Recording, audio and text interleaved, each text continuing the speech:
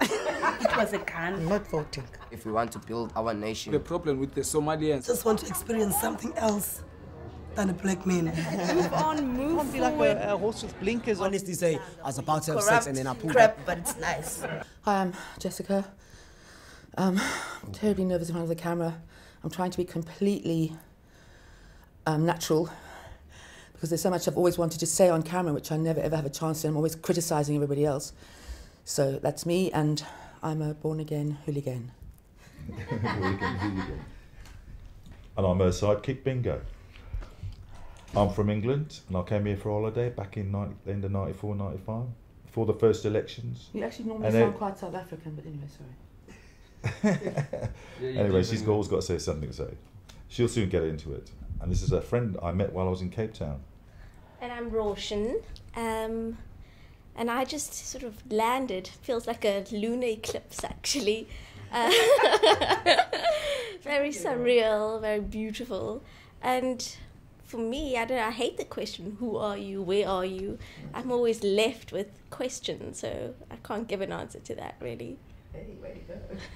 Okay, yeah, I'm Mark, and just arrived back from Australia a couple of weeks ago, and I'm going to be starting my own business in Cape Town soon, called the Dragon Dread Fusion, maybe, or just Dragon Dread. We'll see how it goes. When I first came here, it was optimistic. Everything was optimistic. It was like, it's happening, it's a new democracy. And I actually got off on that. And that's why I sort of kept coming back. It was like to and fro. And I just feel that the pendulum has swung from one extreme now to the other. I mean, it's going up on the wrong side. I think it is. Everybody got carried away with South African history and history being made and romanticism, and one man who was going to and has done very well of saving or trying to save not only his own country but the world. But the point being, it was a short-lived honeymoon. It was a short-lived honeymoon. And we're all still reveling instead of taking serious issues seriously in our honeymoon of democracy. Yes, and they were never good old times, actually. The pendulum is swinging. It's swinging. People actually have to get over the honeymoon mentality about all of that, and try to make it work instead of getting caught up in all the negativity about South Africa. We had the hope of democracy, we did. We had a party that came in that was the ANC. It was the African National Congress. It stood for change, relinquishing of poverty, rights for people. And I don't know what happened, quite honestly, because I don't blame them for any of the corruption. I don't blame them for anything. What I do blame them for, the only thing, is that they did nothing right now for their own people. We didn't get socialism, we didn't get a fair deal for everybody, and we had millions of unemployable, uneducated people who were hungry. No, because they were hungry for education, for all the things that very democracy had. That was what it was all about. Now, a young black guy came to the shop and he says, I don't think I'm going to vote this year. And I thought, I actually did. I felt like some old auntie. I thought, how can you not vote? People have died for this vote. You've got to vote, even if you just do that. But that's the thing. I mean, I'm part of that generation where my predecessors fought and slaved away, or not slaved away, but I mean, that's their alliances. And I'm part of that generation that should be voting, yet I don't vote. Because for me... Were you struggling? Were you... No, I wasn't. But you struggled because you were who you were at the time when you grew up. You were swimming off the harbour wall. You knew the feeling of apartheid. You weren't one of those nice white people who said, I didn't know what was going on. As my mother used to say, where are the racists now? Yeah, where are they? That's it. They've either taken a vigilant stand, or they've just disappeared into the cupboards of, I didn't know it was going on around me. I think the worst thing that happened in this country was truth and reconciliation. And the same people got away with it. The same people who's shouting for Mugabe's head, for fucking Saddam Hussein's head, for every other dictator and murderer in the world. They shout for that, but it never happened at home. The men who did the most appalling things, like gas chambers, Nazi policies, those men never ever got punished for what they did. Far more pushed away and brushed under the table and stuff. And those people told the truth and got away with it. And for me, the minute we set that lesson, we are all fucked, actually. That is anarchy. I've been affected by a petty crime, and it really pisses me off. I mean, I've done a load of like NGO kind of jobs around for just for empowerment of the other people, and then all of a sudden they attack me, they steal my equipment because they think I'm a threat. Because of the people who I'm helping, they're getting into trouble with all the sort of sexual politics that go on in these township places. So, and that really gets to me after a while. I mean, I've been trying to help these women do their thing, and then all of a sudden, don't you laugh? Yeah, you may think it's funny, but Yeah, it does no, affect me. I I mean, know. I am thinking about getting out of this country. If not out of the inner city, I'm going to go like into the countryside. And if it doesn't work there, I'll piss off. So you're doing this purely because you've got sexual problems. Sexual problems. When I go into these township places, it feels like it's a festival. I mean, I've gone to a lot of festivals in Europe where they build like little portable shanty towns, but that's the feeling I get. Soap opera, I mean, yeah, exactly, soap opera. So you what? do. And it's So lovely. that's what I'm I think it's saying. like That's the what I've Truman grown Show. up with. I know, it's the I Truman know, Show. that's what it felt like It to me. does, And it but was you see jolly. all We of were life down the like that. township, You it see was all of beer, life and we like go dancing. But I obviously didn't see where all the food comes from. No, I don't see that side of it. That's what they don't want to show But me because that. you have to They live it. there to know Exactly, that. but I don't live there. Yeah. I have an old trick. If I'm doing travelling somewhere and I know I'm going to do toileting, carry a bottle, paper, plastic bag, sorted.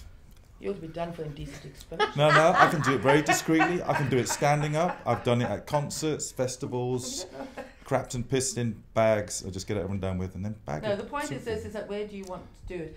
If Oh, you sure. are on the streets or you are poor or not even that, if you just actually happen, maybe you'll find a petrol station. If you don't have a car, if you're using public transport, it's either the subway, and I think to go onto the station you have to have money, I think. You have to have money, don't you? Will somebody listen to me? And if you don't have money, most places you can't. And if you haven't bought a roll or something, but anyway, the point is it's unhygienic. And for me, it's a reflection completely of how we live, where people are just expected not to do these things, like Queen Victoria. You know, we don't piss and we don't shit. And if they do it in the street, well, what do you expect? On one level, things have changed depending on areas where you live, where there are more overlaps of kinds of cultures and people who live together. But then, for example, when I was living out in Stellenbosch on a wine farm, I felt completely safe to go out and walk on my own up in the mountains, non-threatened. But over here, if I want to go and take a walk out into the mountains, I have to think, oh, I need to take somebody with me. A woman on her own can't be on her own. You can't rely on luck here. My mother goes But it's goes not for walks luck, with then the cats. why? Like at night, she actually like walks around the neighborhood, goes underneath the subway, of all things. Like she has no comprehension of security and how dangerous things really are. She just chooses to ignore it. Like, some people are living in a dream world in South Africa. That's for But sure. do you think that's a dream world? You're still aware of it. It's not like you're in a dream world. You're aware of it, but you're just choosing to go like, okay, fuck, that's I'm going to do yeah, this, that's cool. you know? That's another case of it. That's another variety of avoiding that, trying to forget about how dangerous things Yes, are. you Just do trying to have enjoy to. yourself. Because if you didn't do it any other Exactly. way, you'd be completely Frustrated, trapped yeah. and confined and constrained True. and shit, man. At the end of the day, you can't live like create that. your own reality and your own world. Yeah, I mean, I lived know in what, Ross? Brixton, South London. It's predominantly Afro-Caribbean. And I'm a white guy living there. And a lot of people said to me when I first moved in there in the early 80s, you know, you're a white guy and you're going to live there. It's one of the most dangerous places. Like, they were tuning me, I shouldn't be living in Woodstock. To say that it's inherent that Africa is pathologically violent, I think that is a racist statement. Violent past. Yeah, I think but I mean, society I'm saying all that over if you the are world. on this Society continent all over of the world. Africa, you become subsumed by this. It's like this that old mentality Well, of I have to say like something the else. I dark think it's very continent of I think it's something just that where- subsumes you. I think that in itself, to say that that's inherent, that essentializes Who this. said that anyway? Okay, You is did. this Never said inherent? inherent. I want to know because I think this is inherent. This is inherent. He said No, it. this I is think Of course, inherent. it's inherent. It's It's always been with inherited. us. What? We to have a be natural violent tendency as to a fear human- the unknown. That's what it boils down to, in my What is opinion. inherent in all the world, and particularly in this country, is men. Men, and yes, men. It is. I promise you it is. Where does it come Yeah, from? no, for me, that's So where does it come abhorrent. from then? I don't know, because that answer is absolutely unanswerable, because it is a phenomenon. There's poverty, So it's there's because it's the hardship, tip there's of war all Africa, over the it is world, but people condensed. don't rape and There's kill no babies, and it's express genocide. guidance. Maybe that's what it is. But it's indiscriminate genocide. It's indiscriminate. So, but you can You think somebody doesn't Yes, get yes, without in moments of passion. But I've actually known the person, as my friend over here says. You know, we were tested. We knew our status, and we were active sexual people in South Africa. But we had tests regularly. I test regularly, and So when you get so then if she what wanted if you anal get sex, I would put tested on a condom. positive, what happens then? Then you, What, Well- then you break up with her. yeah, exactly. I think coming from an Indian community, which is my background, there's a complete Are you sense Muslim? of... Are you Muslim? Yes. There's a complete sense of denial. There's a complete sense of denial about HIV/AIDS, and even from a sense of polygamy, which is what the religion endorses. It exists as if it doesn't exist, actually, you know. So there's this erasure. So those topics, or considering those things, really becomes very marginalized. And I think that if you do entertain it, or if you bring it up at family discussions, people feel uncomfortable, and they don't want to engage with it on any level. Okay, I came here as like a 40-year-old thinking like, what can I do now with my life? I thought maybe there was going to be a possible revolution, but it was nice that it was a bloodless coup, a bloodless takeover and everything. And a new, as I say, new democracy. There was, I don't know, I was trying to look for a new me also. I mean, I'd come out from a different kind of regime. And, you know, I did like a whole bunch of martial arts training, and the whole spirituality thing about the southern tip of Africa, you know. I was affected by all my martial arts training, and then I discovered yoga, and then all this whole yoga thing. No, then I started, shut up! I'm talking! That's the way you do it. You have to... Let me come back on that one. And then through the yoga thing, I got involved with like NGOs and doing all this sort of outreach programmage, and I got involved in it, and I actually felt like, okay, to do something, at least do something, because I am now like a retired white guy from UK, and taking advantage of Africa.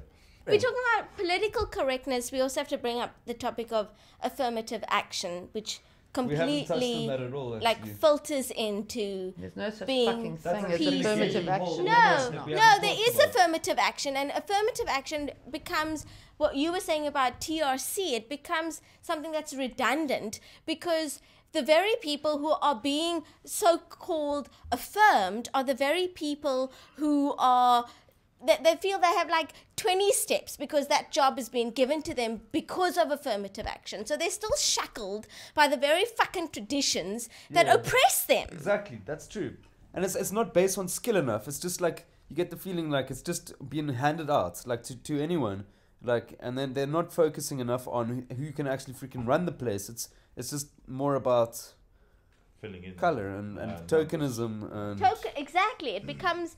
tokenism. And then the nepotism creeps in, and but that's all that's focused on. That's all that's focused on, and I think that's what we need to. I think that's the problem here. I think that is something that we need to overstep. Is that when is something given because of talent, because of consciousness, because of something that's based on reward? So may I ask you something? Coming from 30, 40, 50, 60, 70, maybe even 100 years of oppression, do you not believe that in that state of oppression you should be given a 20% or maybe a 50% chance where you really have suddenly got a ball and you suddenly got a racket, which isn't a badminton fucked up racket that somebody gave you, where you suddenly really have all the things that you need? Don't we give those people a chance to really exert their talent? That's where I believe in affirmative action. When it's executed properly, I believe in it. But the way that it's been done in South Africa sucks. My dream is, as I'm getting more mature, is to find a more peaceful place to exist and coexist. I suppose it's relatively simple, but it's very difficult to find. I thought South Africa was it. I'm not too sure. Yeah, Mark. Yeah, what's my dream? Your dream. Well, start a business in OBS in South Africa. I want people who are to actually just realize their own potential and their own individuality, and just to realize everything that they can accomplish, and something that's not like confounded by tradition or you know, like who says what. There's this leap of consciousness that needs to happen that is not happening, and I suppose that is my dream, is for, because we do have a constitution that is so open-minded and so open-ended. It's original ideals. Like it's idealistic, of course. Yeah. And I think that is part of my dream, is just, if we could live to that constitution, we would have an amazing kind of society, but we don't. My dream is to go to bed at night and never be scared, not be scared of my dad, not be scared of the big bad black man and woman who's going to come to your door, not be scared of the nightmares that I might have. I just want to go to bed and not be scared.